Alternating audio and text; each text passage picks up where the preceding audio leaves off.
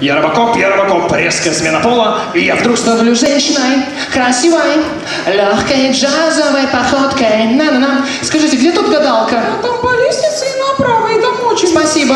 Вен нет, глаза нет, земля и пухом. Бабуля, как дела? Я бабуля. Нет, это она бабуля. Поменяйте лампочки, что-то тут темно. Да пошел ты. Я живая дурачья. Извините, бабуля, это мы так шутим. Это у нас такой врачебный юмор. Простите, что заставили вас переживать. Больше так не будем. Леонтьев, смотри бабулю. Милый друг, не скучай, я вернусь, ты так и знай. Эй, Так, знаете что? Вот этому вот каши надо больше кушать. У вас отвратительная каша. Я не хочу ее есть. Что, вы не хотите кушать кашу? Небось оставили ее в коридоре. Не нравится им наша каша, пойду самую съем. Тем более сегодня не завтракал. Ишь какие.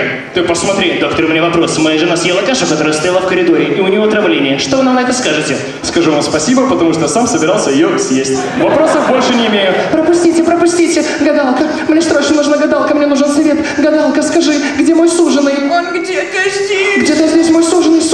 Где ты? Кто-то из вас мой суженый, вы слышали? Дорогой, у меня живот болит. Тихо, вдруг ее суженый.